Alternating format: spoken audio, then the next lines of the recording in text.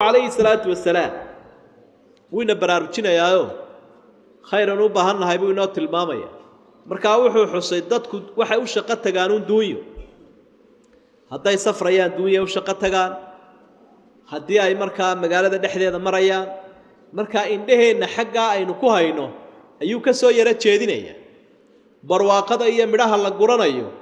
meelo kale inay u badan yihiin buu xusaya marka wuxuu isbarbar dhigayaa diinta iyo duunyada inuu ku buuxsanaysa inuu dooni lahayn bal hadda diin wanaagsanna sidaynu dooni lahayn buu nabigu nagu dhiiri gelinaya calayhi salaatu wasalaam xadiidka Uqbah ibn Aamir bawrinaya wuxuu maalin maalmaha kamid ah rasuulku nagu soo baxay sallallahu alayhi wasallam annaga oo fadhina markaas waxa uu yiri kiinaba jecel ayyukum yuhibbu an yaqdu kull yawmin ila budhan aw ila al-aqiq kiinaba jecel subax walba inuu ku kalo labada meelood ee xoolaha lagu dhaqo budhan iyo aqiq markuu halka tago يأتي منه بناقتين كوماوين في غير إثم ولا قطيعة رحم isagoo kolku halka tago budhaan iyo aqiiq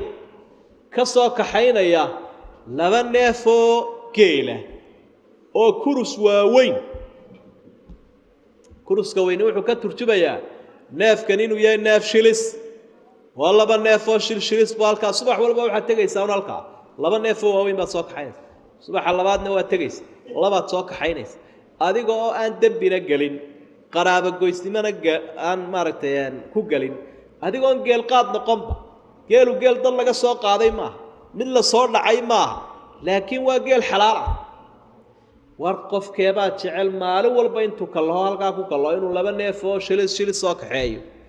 isagoo oo xalaalna ay yihiin marka waxaan niri yaa rasuulallaahi nuhibbu dhalik taarinta waan wada jecelnay marka nabigu waxa uu afala yaqdu ahadukum ila almasjid faya'lam aw yaqra ayatayn min kitabillah khayrun lahu min naqatayn warbidkiin intuu ku kala masaajid inuu laba aayadood ka soo barto quraanka ayaa uga fiican labadan geela ee sheegaysaana ka fikiraysa wa thalathun khayrun lahu min thalath saddex geelihi waxa uga fiican saddex aayadood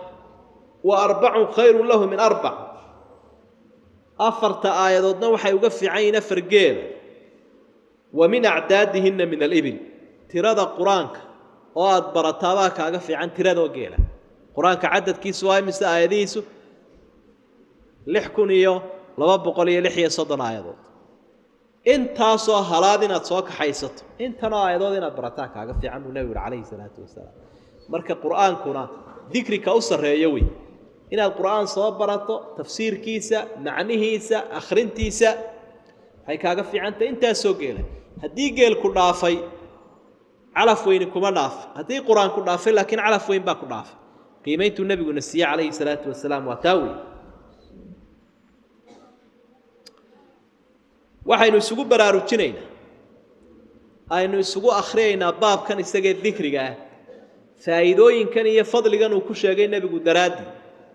يما لبضان يما جالس بدنا أينو فريسانو مركا وديكريكو كم قيه هاي إني فولحو يهين قيق يبور يأربا ككريا